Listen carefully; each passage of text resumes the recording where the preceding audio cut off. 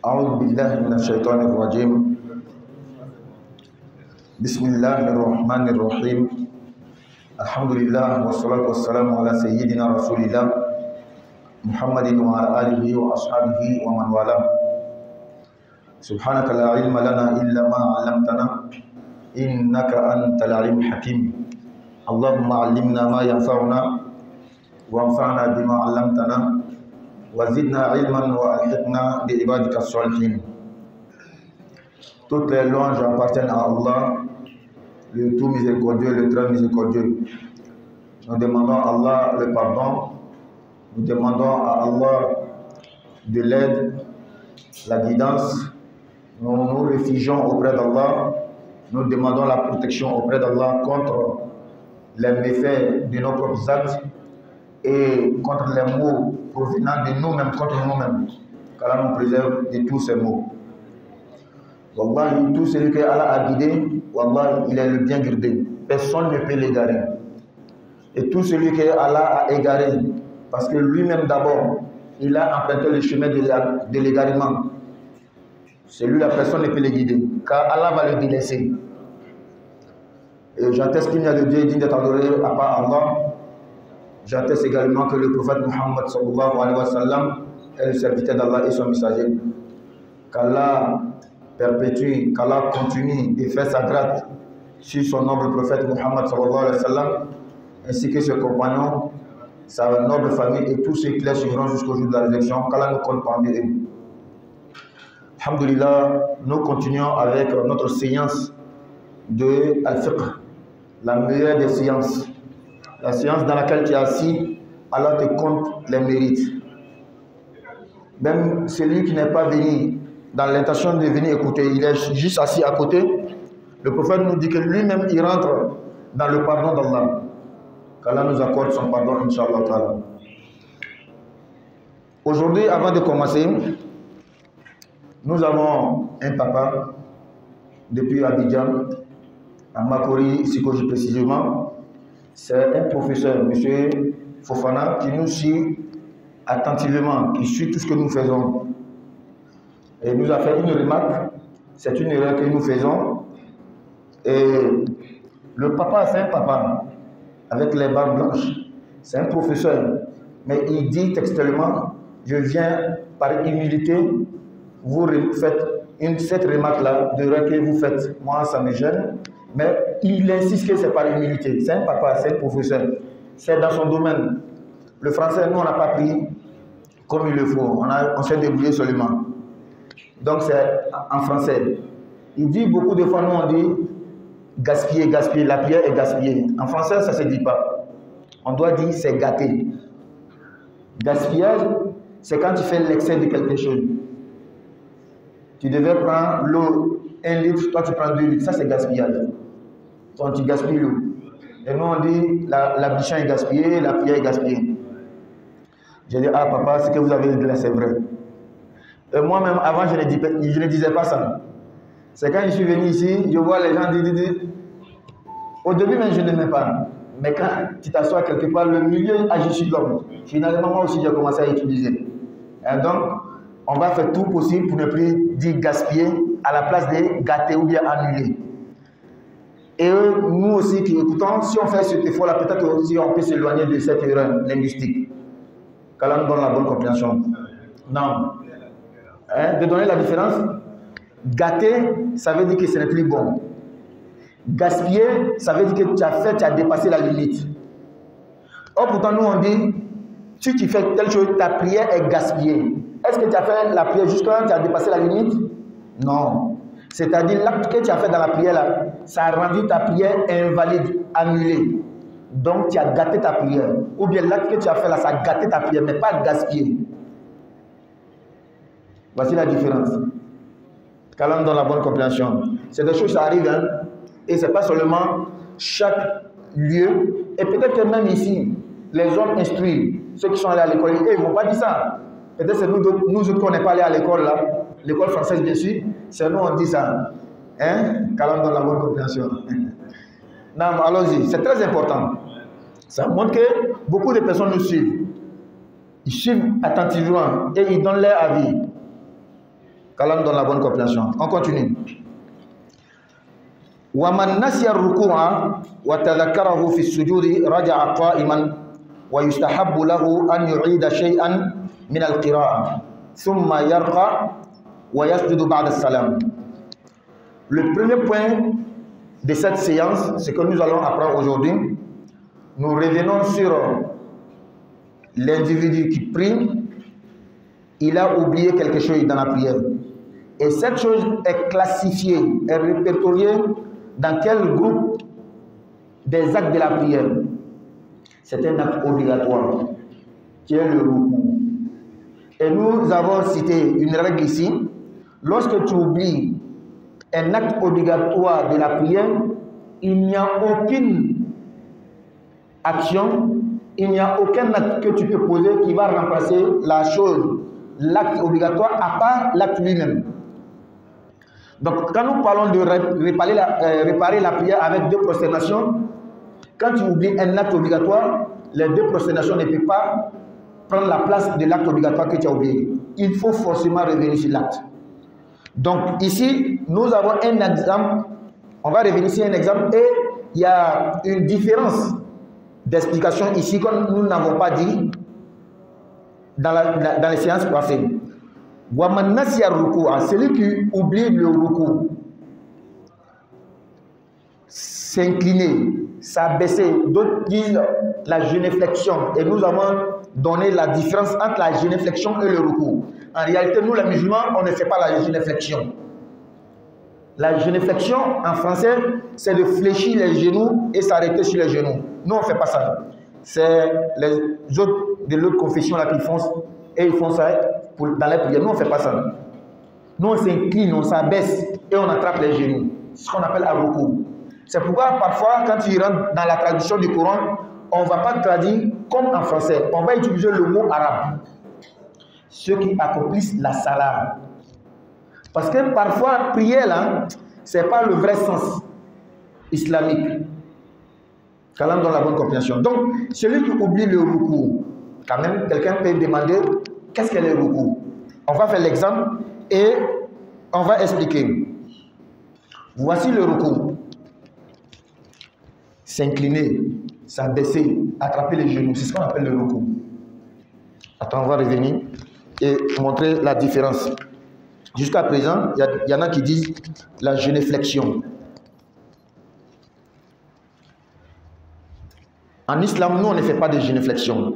Quand on dit généflexion, fléchir veut dire courber comme ça. Donc, tu as fléchi les genoux.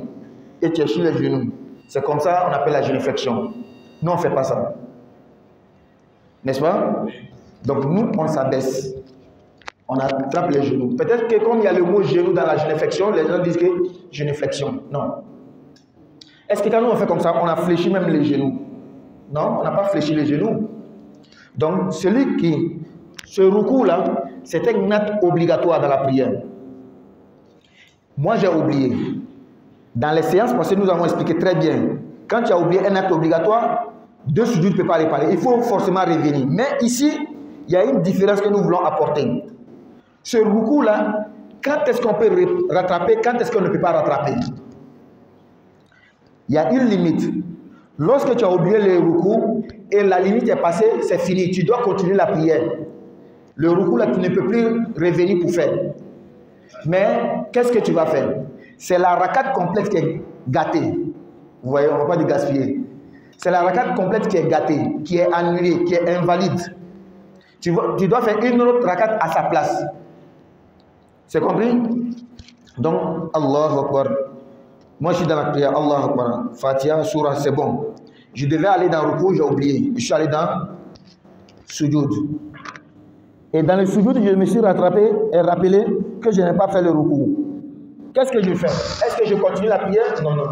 Je ne continue pas. Je n'ai pas encore dépassé la limite après laquelle je ne peux plus rattraper le ruku, mais il faut annuler la rakat. Je n'ai pas encore dépassé cette limite-là. Et je suis toujours dans la limite, je peux revenir faire le ruku. Donc, qu'est-ce que j'ai fait? Quand je suis dans le ruku, je me suis rappelé je suis dans le sujoud, je me suis rappelé de ruku, je me lève automatiquement, je quitte le sujoud, que ce soit le deuxième sujoud ou bien le premier sujoud, je quitte automatiquement. Je viens m'arrêter d'abord. Et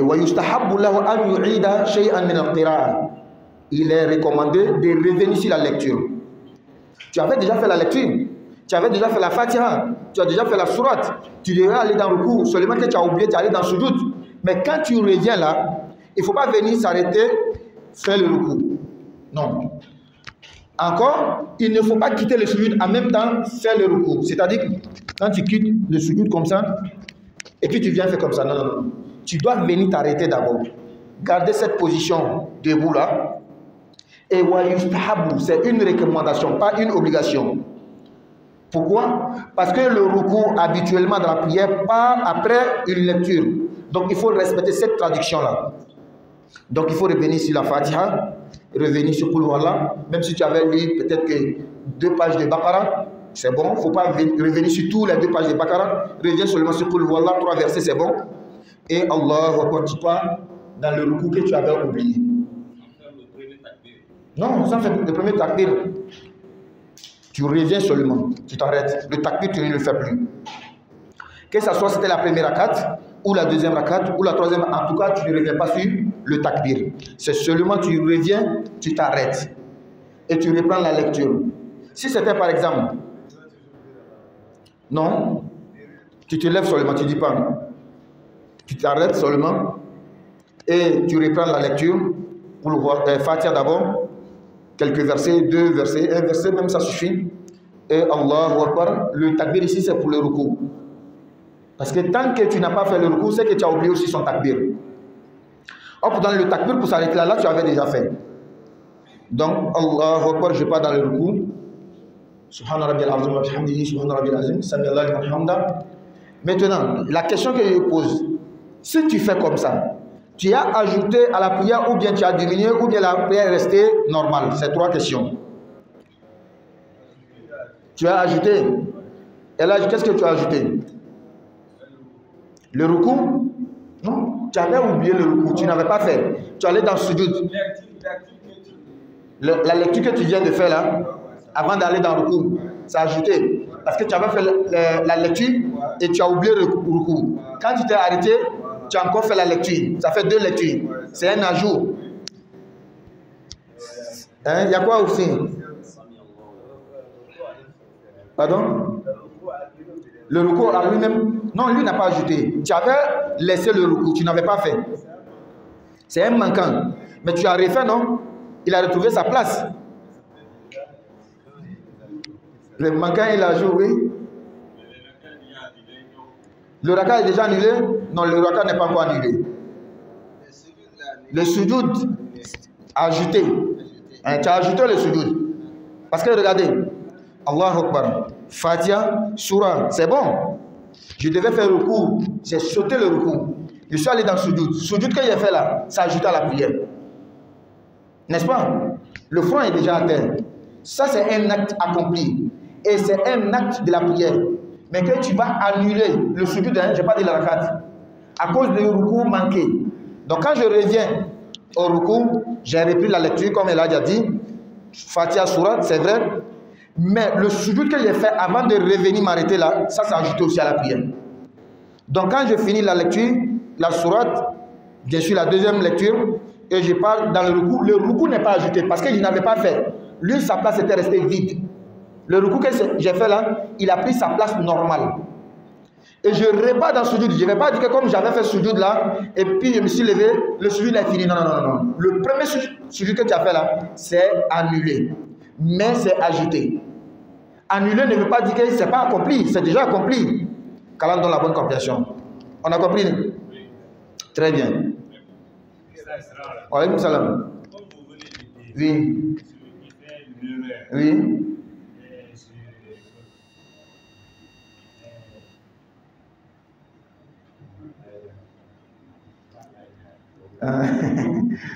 Chaque défaut de là, ça va venir.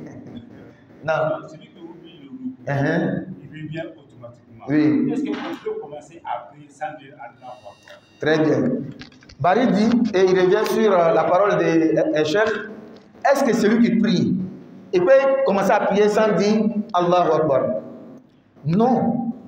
Cette logique est vraie. On ne peut pas prier sans dire Allahu Akbar. Mais on n'est pas dans cette logique. Nous sommes dans une autre logique. Regarde, je commence la prière. Allahu Akbar, jusqu'à j'ai fini. Allahu Akbar. J'ai dit Allahu Akbar ou je n'ai pas dit Allahu Akbar? Est-ce qu'il manque?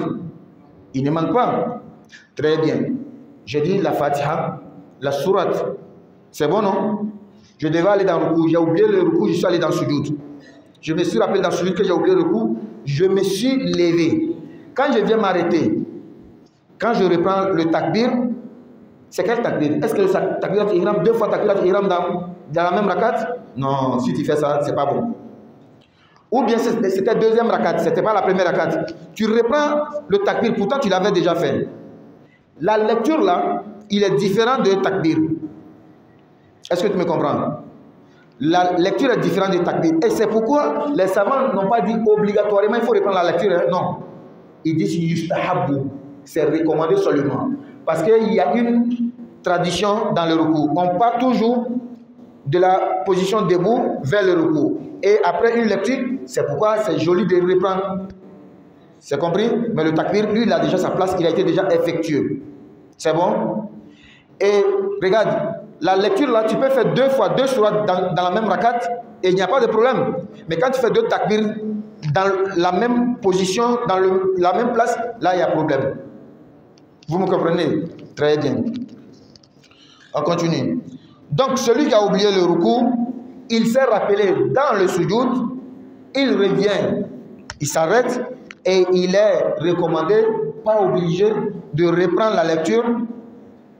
Et il repart dans le ruku. Maintenant, comme il y a eu un ajout, le sujoud annulé là, il est ajouté, la lecture aussi. Donc il va réparer par quoi? Quand on fait un ajout, on répare par quel genre de sujoud? Avant ou bien après? Hein? Ba'da salam. Et ba'da salam veut dire après le salam. C'est-à-dire arriver à la fin de la prière, après la tahiyya, surat Ibrahim, Allahumma inni a'udhubika, on fait salam alaikum. Hein? On dit Allahu Akbar, on va dans le sujoud 2. On s'assoit, on reprend at-tahiyya, on fait assalamu alaykum, ce qui est appelé ba'da salam. C'est compris? Bien, on continue. Waman nasiya sajidatan. Là, c'était l'exemple de ruku. On vient maintenant sur l'exemple de sujoud. Sujoud aussi, c'est un acte obligatoire. Tu as oublié le sujoud. Waman nasiya sajidatan wahidatan wa tadhakkaraha ba'da al-qiyam raja'a jalisan wa sajada. إلا أن يكون قد جلس قبل القيام فلا يعيد الجلوس. Ici, on revient. Aujourd'hui, on va beaucoup expliquer. Surtout la partie là, c'est difficile. Si on n'explique pas, on ne peut pas comprendre. N'est-ce pas? En arabe, on dit bil mithali yattadihul fahm. Avec les exemples, on comprend mieux. N'est-ce pas?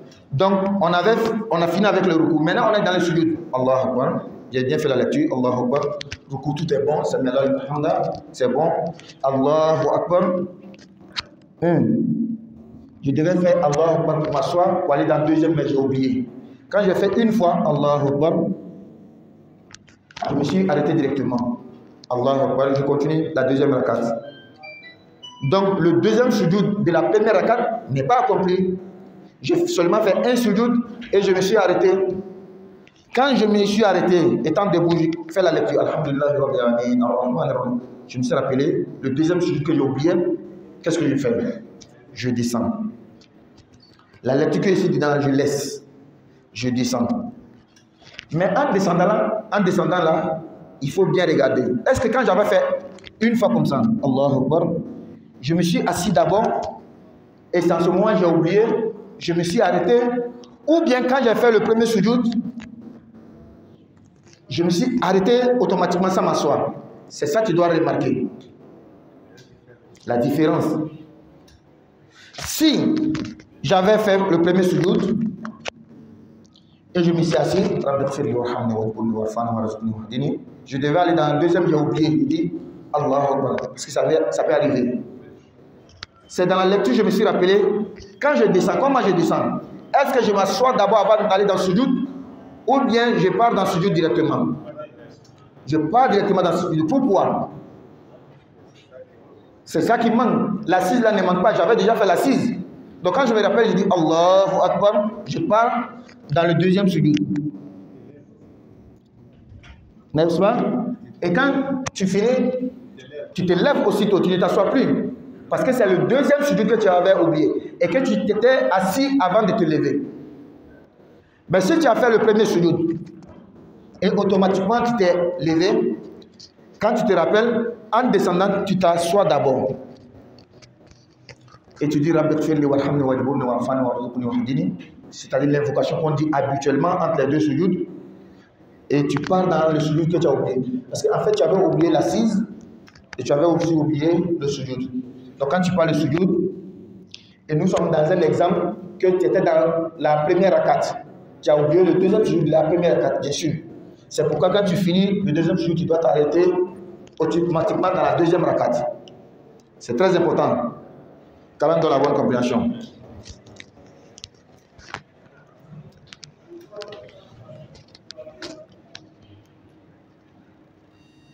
وَمَنْ نَسِيَ السَّجْدَتَيْنِ خَرَّ سَاجِدًا وَلَمْ يَسْجُدْ وَلَمْ يَجْلِسْ وَيَسْجُدُ فِي جَمِيعِ ذَلِكَ بَعْدَ السَّلَامِ. Celui aussi qui a oublié les deux sujoud. Ah, là, moi, c'est difficile. Hein? Je ne sais pas comment l'esprit peut voyager jusqu'à ce qu'il ait oublié les deux sujoud. Il est dans la première rakat, il a lu la Fatiha, la sourate, il a fait Allahu Akbar, il est allé dans le ruku, Sami Allahu liman hamidah, il s'est levé. En partant dans le sujoud, et puis il a oublié de se réveiller, de se lever. Ça, moi, je ne sais pas comment ça peut arriver, mais on ne sait jamais. C'est que tu n'as pas vu, faut dire que tu n'as pas vu. N'est-ce pas? Bien sûr, si le sage Akhdari dit que celui qui fait ça sait que ça existe. Qu'Allah donne la bonne compréhension. Donc, dans le cas de quelqu'un qui a oublié les deux sujoud, celui-là, quand il s'arrête, quand il s'est rappelé, il descend automatiquement, il ne s'assoit pas. Parce qu'avant d'aller dans le premier sujoud, on ne s'assoit pas. Il descend automatiquement, il fait les deux sujoud et il se lève. Donc ça, c'était le premier cas. Tu t'es rappelé avant la limite prescrite, au-delà de laquelle la rakat tout entière est annulée. Ça, c'était le premier cas. On va partir maintenant dans le deuxième cas. وإن تذكر السجود بعد رفع رأسه من الركعة التي تليها تمادى على صلاته ولم يرجع وألغى ركعة السهو وزاد ركعة في موضعها بانية. Ici, il va nous donner l'exemple de sujoud. Regardez très bien. Aujourd'hui, on va beaucoup bouger. N'est-ce pas? Donc, ici, on est dans le deuxième cas. Le premier cas, tu t'es rappelé avant la limite. Maintenant, le deuxième cas, tu t'es rappelé après la limite. Quelle est la limite de sujoud? Quand tu te prosternes, une fois, deux fois, tu as oublié, tu t'es arrêté. Tu as fait Fatiha dans la deuxième rakat, Surah dans la deuxième rakat. Tu ne t'es pas rappelé que la rakat passée, on va dire que c'est la première rakat de la prière. Tu as oublié le deuxième sujoud. Tu ne t'es pas rappelé. Jusqu'à ce que tu as fait le ruku, Allahu Akbar. Et quand tu dis Sami Allahu liman hamdah, là, tu t'es rappelé que la rakat passée là, et actuellement nous prenons l'exemple de la première rakat. La première rakat là, tu n'as pas fait le deuxième sujoud. Et toi, tu t'es rappelé seulement après avoir accompli le ruku de la deuxième rakat. Tu as dit Sami Allahu liman hamdah. Là, c'est fini. Ruku là, on ne peut plus rattraper. Donc, si on ne peut pas rattraper le ruku, c'est la rakat qui est gâtée. Et si la rakat est gâtée, je suis dans la deuxième rakat. Je me suis rappelé, c'est la deuxième rakat qui devient la première rakat. Quand je finis, je pars dans les deux sujoud. Quand je reviens, c'est la troisième rakat en réalité, mais c'est considéré comme la deuxième rakat. Et je lis la Fatiha en haute voix, je lis la sourate pour ajouter, je pars dans les sujoud. Quand je me lève, je m'assois, je fais la tahiyya. Est-ce qu'on voit bien l'exemple? La première rakat est déjà annulée. Je me suis gâté. Annulé ou bien gâté, c'est bon. Il ne faut pas, on va dire seulement gaspiller. La première rakat est annulée. Je me suis rappelé après le ruku de la deuxième rakat. Lui, je ne travaille plus avec ça. La troisième rakat prend la place de la deuxième rakat. Mais je fais la lecture en haute voix et je lis la sourate, par exemple c'est Isha, pour ajouter. Arrivé où on doit faire le tahiyya, je fais la tahiyya.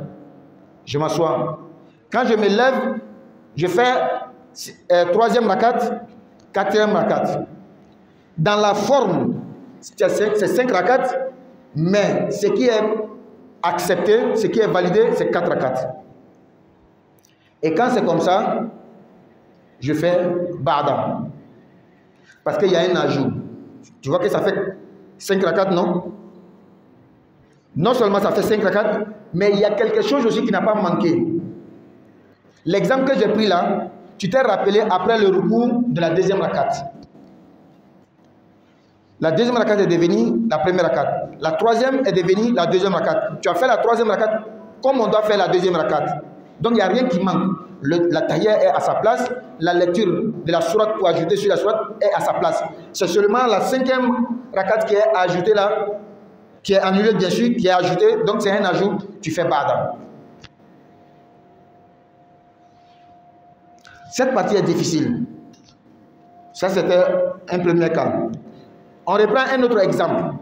Dans la première rakat, je n'ai pas fait le rêve. Deuxième rakat, je n'ai pas fait le rêve. Je suis dans Isha. C'est dans la troisième rakat là, j'ai oublié le deuxième sujoud. Et quand je me suis arrêté dans la quatrième rakat, je ne me suis pas rappelé jusqu'à ce que j'ai fini de faire le recours. Quand je me rappelle que j'ai oublié le sujoud de la troisième rakat est annulée. La quatrième rakat va prendre la place de la troisième rakat. Dans la troisième rakat là, on lit Fatiha et quelle sourate? Hein? Très bien, Fatiha seulement. Et cette rakat est annulée. La quatrième, quand je vais mettre à la place de troisième là, c'est pas Fatiha seulement que je vais lire. Quand je vais lire je vais faire la cinquième rakat pour ajouter. C'est pas Fatiha seulement je vais lire. Donc qu'est-ce qui manque? Rien ne manque. Seulement qu'il y a une rakat qui est annulée. Ça fait 5 rakats. Donc je vais faire Ba'da. Ça fait 2 exemples. Troisième exemple maintenant. J'ai oublié le deuxième sujoud de la première rakat. Mais je me suis rappelé jusqu'après avoir fait le recours de la troisième rakat. Là, la troisième rakat, je lis seulement la Fatiha. Je vais mettre ça à la place de la deuxième rakat. Pardon, la première rakat. J'ai déjà fait la deuxième rakat. Troisième rakat, j'ai lu seulement la Fatiha. Je vais mettre à la place de la première rakat. Donc ça, la première rakat est annulée. Deuxième va prendre la place de la première, Fatiha Surah. Troisième va prendre la place de deuxième, Fatiha seulement. Je vais faire quatrième, je mets à la place de troisième, Fatiha seulement. Cinquième à la place de quatrième, Fatiha seulement. Donc dans ta prière là, il y a eu seulement une rakat que tu as fait Fatiha avec Surat. Les autres, tu n'as pas fait Surat. Donc il y a un manquement. C'est pourquoi tu vas faire Ba'da. Pardon, Qabla. Tu vas faire Qabla parce qu'il y a un manquement. C'est compris? Sur le Wustom, ça c'est annulé aussi. Tu n'as pas fait le sur Wustom, c'est-à-dire l'assise du milieu. Parce que toi tu avais fait l'assise du milieu dans la deuxième rakat. Et tu t'es levé, tu ne t'es pas rappelé. C'est quand tu as fini de faire le recours de la troisième rakat, tu t'es rappelé. Donc, tu continues.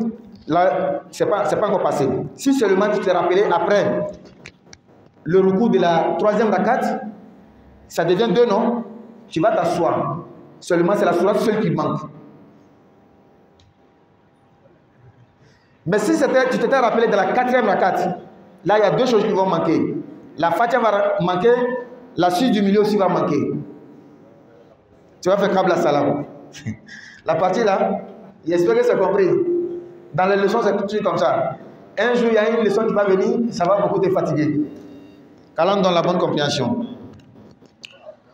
Il faut apprendre seulement. Et surtout, il faut répéter. La répétition est pédagogique. Hein? Quand tu ne connais pas, il faut demander. Il n'y a pas de honte dans la prière, il n'y a pas de honte dans la religion. N'est-ce pas? Quand tu ne connais pas, il faut demander. Ça, c'est un verset coranique. Fas'alou ala dhikri in kuntum la ta'lamun. Demandez aux gens des sciences, les savants, lorsque vous ne connaissez pas. Et il faut répéter. Regardez, nous, quand on part regarder les matchs de football et autre chose, tout le monde a regardé ensemble. Toi, tu étais là, moi, j'étais là. On a regardé ensemble. Mais on va aller encore commenter. On va discuter même. C'était hors-jeu, c'était pas hors-jeu.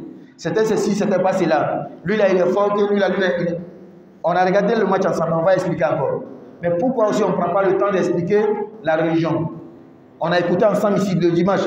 Arrivé au grain, l'imam avait dit ça. Moi, je n'ai pas compris. Toi, tu expliques. On revient. Non, il n'a pas dit comme ça. 3 personnes vont dire non, il a dit comme ça. C'est toi, tu vas dire le contraire. C'était toi, peut-être que tu n'as pas compris. Je dis bien peut-être. Parce que souvent, un peut avoir raison, les 3 là, et ils avaient voyagé. Calme dans la bonne compréhension. Donc, voici la limite et voici la règle. On va apprendre quelque chose encore. Wasahwu fi salati al-qada kasahwi fi salati al-ada. Moi, ça fait 1 mois, il y a une prière que je n'avais pas fait. J'ai oublié. Parce qu'il y avait une excuse, j'étais en voyage, je n'ai pas fait le jour, je ne pouvais pas prier. Arrivé à la maison, j'ai oublié de rembourser cette prière-là. C'est 1 mois après, je me suis rappelé. Je me lève maintenant pour rembourser cette prière-là. J'ai oublié dedans, j'ai fait une erreur. Soit j'ai ajouté, soit j'ai diminué. Est-ce que cette prière passée que je suis en train de rembourser là, on doit réparer si j'ai oublié? Pourquoi pas? C'est une prière. La prière là, tu dois bien faire. C'est une dette en plus. Donc comme maintenant tu veux prendre une dette de 50 francs et puis tu veux payer 45 francs ou 25 francs. C'est pas possible. Il faut compléter, il faut bien faire. Donc l'oubli dans la prière qu'on rembourse est exactement comme l'oubli qu'on fait dans une prière normale. Ça, c'était un. Mais là où peut-être beaucoup ne vont pas comprendre,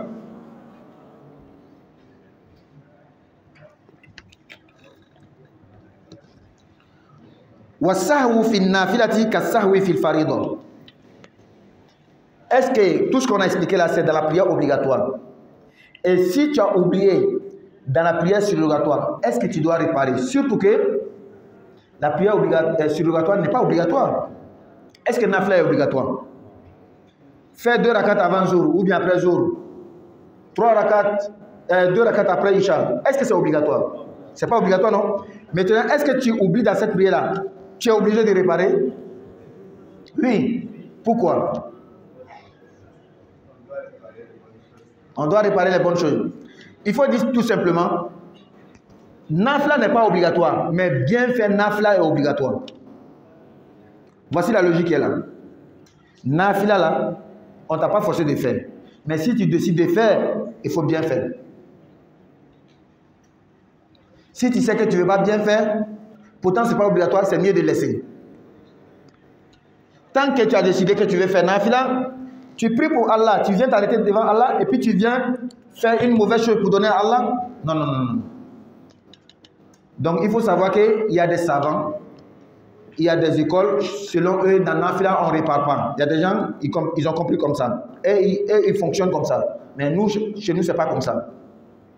Nafila n'est pas obligatoire, mais bien faire Nafila est obligatoire. On va poser une question pour que tu comprennes notre logique. Comme c'est Nafila là, tu peux venir faire Nafila, c'est 2 rakats, et puis tu fais 3 rukus dans la première rakat, 5 sujoud dans la première rakat. Est-ce que ça c'est permis? Malgré que c'est Nafila, tu dois faire le premier takbir. Ou bien comme c'est Nafila, ce n'est pas obligatoire, tu viens t'arrêter sans faire le premier takbir, puis tu commences à lire. Est-ce que ça c'est permis? Non. C'est-à-dire Nafila n'est pas obligatoire, mais bien faire Nafila est obligatoire. Est-ce qu'on peut dire comme c'est Nafila, ce n'est pas obligatoire, tu ne prends pas ablution puis tu viens prier? Non. Tu dois forcément prendre ablution, tu dois forcément t'arrêter, faire face à la Kaaba, à moins que tu sois en voyage, tu es dans ta monture, ou bien sur ta monture, là c'est plus obligatoire de faire face à la Kaaba, comme le prophète lui-même faisait. Seulement dans la prière surrogatoire. Seulement dans Nafila. Et quand tu fais le premier takbir, tu dois lire la Fatiha. Tu dois lire la sourate. Tu dois aller dans le ruku. Ce n'est pas parce que c'est Nafila que comme pour moi, c'est Nafila, moi je ne veux pas faire ruku. Moi je pars directement dans le sujoud. Non, tu dois faire ruku. Tu dois te lever du ruku. Tu dois aller dans le sujoud. Et tu dois faire 2 sujoud dans chaque rakat, malgré c'est Nafila. Donc c'est dans cette même logique-là, si tu fais une erreur dans Nafila, tu dois réparer. Non. Oui. Masha'Allah. Barakallahu fik. Le prophète dit sallallahu alayhi wa sallam, le jour de la résurrection, awwalu ma yuhasabu alayhi al-abdu as-salam. La première chose au sujet de laquelle l'homme sera jugé le jour de la résurrection, c'est la prière. Si elle a été bien faite, alhamdoulilah, on regarde les autres actions. Si elle n'a pas été bien faite, tout est gâché, tout est annulé, tout est gâté. N'est-ce pas? Très bien. Maintenant, le prophète dit sallallahu alayhi wa sallam, le jour de la résurrection, on va regarder Farida de quelqu'un. On va dire le Farida de 22 septembre 2024 à Zour, le ruku n'était pas bien. Allahu Akbar. Allah nous dit dans le Coran, wa inna alaykum la hafidhin kiraman katibin. Dieu nous a mis des anges qui contrôlent nos actions, qui y inscrivent les bonnes actions comme les mauvaises actions. L'ange il est à côté de toi. Le 22 septembre 2024, la prière de Zour, ruku là c'était pas bien fait. Sujoud n'était pas bien fait peut-être. En tout cas quelque chose manque là-bas. Quelque chose n'est pas bien fait. Allah dit, regardez chez mon serviteur. Est-ce qu'il a fait des nafila? On regarde. Avant jour, il avait fait 4 rakats, c'était bon. Après jour, il avait fait 2 rakats, c'était bon. Allah dit, prenez nafila, complétez la partie qui n'est pas bonne. Maintenant, toi, on va trouver que tu n'as pas fait de nafila. Il y a un trou et il n'y a pas de nafila pour remplir le trou. Qui a fait du mal à soi-même? Mais c'est toi-même. Donc, tâchons de faire beaucoup de nafila. Ça va nous aider beaucoup. Et nous sommes humains. Kullu bani adam khata. Tout humain est appelé à commettre l'erreur. Wa khayrul khata'in at-tawwabun. Le meilleur de ceux qui font l'erreur, c'est ceux qui se répandent. Mais il doit y avoir beaucoup de nafila qui vont combler les vides de Farida. Donc, faisons beaucoup de nafila. C'est pour nous-mêmes. Qu'Allah nous donne la bonne compréhension. Donc, on revient pour dire que quand tu oublies dans nafila, tu dois réparer. Mais, illa fi sitti masail. Il y a 6 points dans lesquels il y a une différence entre Farida et nafila. Et on va laisser prochainement pour donner ces détails. Parce qu'aujourd'hui, on a expliqué des points qui sont difficiles à comprendre. Si on ajoute encore, ce n'est pas facile. Mais quand même, les 6 différences entre Farida et nafila, on va les citer. Et prochainement, on va expliquer. 1. Al-Fatiha. Il y a une différence entre quand tu oublies Fatiha dans Farida et tu oublies Fatiha dans nafila. Prochainement, on va expliquer. 2. As-Surah. Quand tu as oublié d'ajouter Surah dans Farida et tu as oublié d'ajouter Surah dans Farida, il y a une différence de réparation. 3. As-Sirru. Quand tu devais lire en voix basse dans Farida, tu as oublié, tu as lu en haute voix, c'est différent quand c'est nafila. 4. Al-Jahru. Quand tu as oublié dans Farida, tu devais lire en haute voix, tu as fait en voix basse, c'est différent quand c'est nafila. 5. Wa ziyadati rak'atin. Quand tu as oublié d'ajouter une rakat à la Farida, tu es en train de faire Maghrib, au lieu de 3, toi tu as fait 4. Quand c'est Farida, c'est différent quand c'est nafila. Et 6. Wa nisyani ba'dil arkan intala. Quand tu oublies un acte obligatoire, un plié d'une rakat, si c'est Farida, c'est différent quand c'est nafila. Voici les 6 différences entre Farida et nafila. Sinon, la règle générale nous dit que de la manière tu répares Farida là, c'est comme ça que tu dois réparer nafila. Parce que nafila n'est pas obligatoire, mais bien faire nafila est obligatoire. Et Inch'Allah, la semaine prochaine, on va donner les 6 différences. S'il y a des questions, on va prendre 1, 2 questions et puis on arrête Inch'Allah. S'il n'y a pas de questions aussi, on va s'arrêter. On va les digérer et méditer sur ce qu'on a dit. N'est-ce pas? سبحانك اللهم وبحمدك نشهد ان لا اله الا انت نستغفرك ونتوب اليك سبحان ربك رب العزه عما يصفون والسلام على المرسلين والحمد لله رب العالمين